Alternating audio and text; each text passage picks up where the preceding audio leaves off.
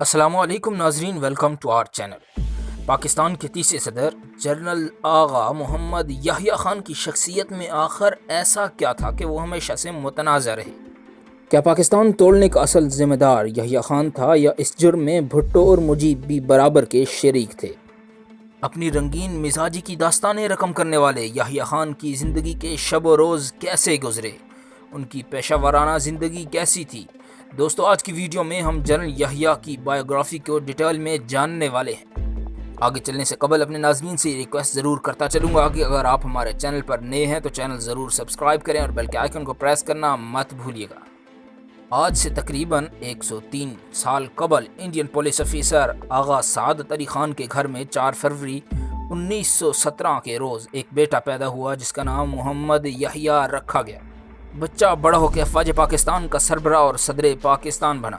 آغا محمد یحییٰ خان قزبلاش قبیلے سے تعلق رکھتے تھے۔ ان کا خاندان 200 سال سے ہندوستان میں آباد تھا۔ قزلباش اصل میں ایرانی سلطنت میں شیعہ جنگجوؤں کا ایک لشکر تھا جو اپنی سرخ ٹوپیوں کی وجہ سے پہچانا جاتا تھا۔ تب یہ لوگ اناطولیہ اور کردستان کے علاقے میں آباد تھے۔ یحییٰ خان نے اپنی اسکول لیول کی ایجوکیشن گجرات کے شہر میں حاصل کی۔ بعد میں وہ لاہور آ گئے اور یہاں پنجاب یونیورسٹی سے انہوں نے BA کیا۔ فوجی ٹریننگ کے لیے انڈین ملٹری اکیڈمی جوائن کر لی۔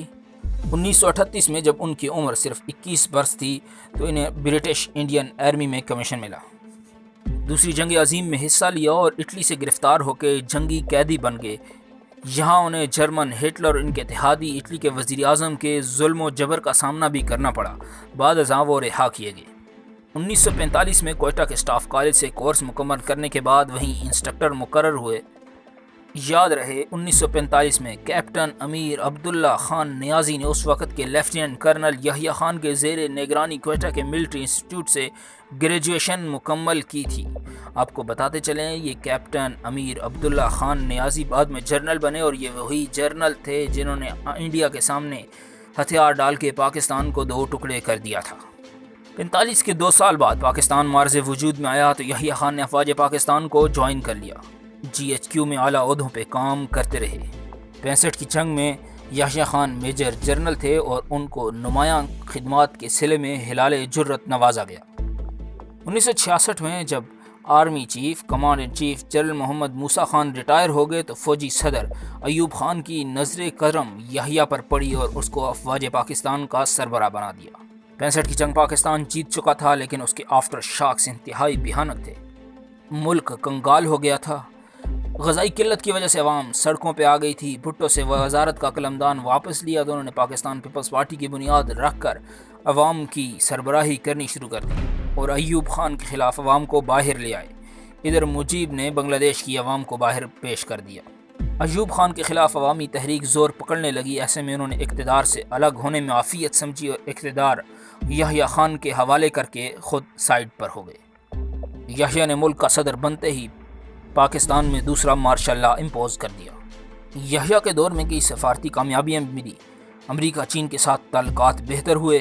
روس کے ساتھ پاکستان سٹیل مل کا معاہدہ کیا اور بنیاد رکھی۔ 1 یونٹ کا خاتمہ کیا۔ پاکستان میں پہلی بار بالغ حق رائے دہی کی بنیاد پر اقدامات کروانے کا اعلان کیا۔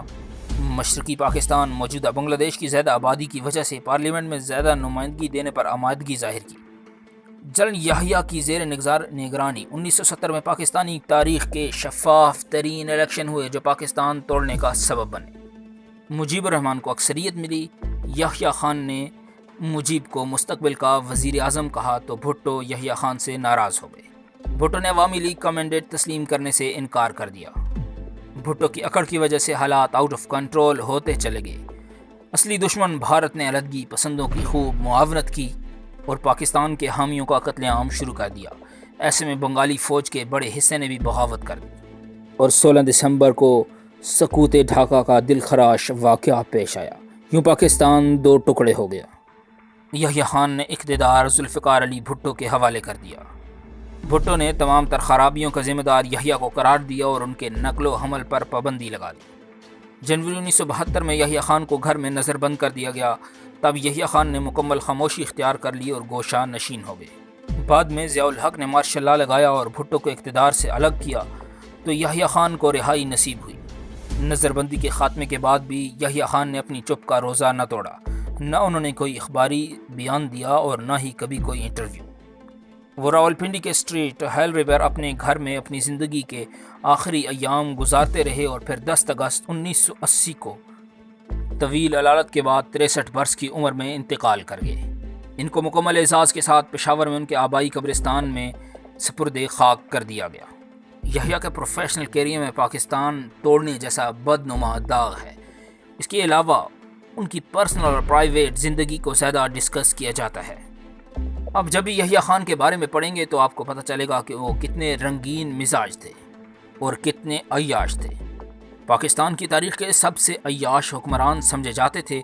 इनके कई ऐसे किस्से और कहानियाँ भी मशहूर हैं कि जिसे पब्लिकली बताया भी नहीं जा सकता। जनरल याह्या की अगर ज़ाती ज़िंदगी की बात की जाए तो इतनी भयानक होगी कि कोई सुनना भी पसंद नहीं करेगा। नाज़रीन किराम, आज की वीडियो का हम यहीं पर इख्तिताम करते हैं और उम्मीद करते हैं आपको आज की हमारी वीडियो पसंद आई होगी। कमेंट बार में अपनी राय का इजहार ज़रूर कीजिएगा। वीडियो मुकम्मल देखने का बेहद शुक्रिया। अल्लाह हाफ़िज़।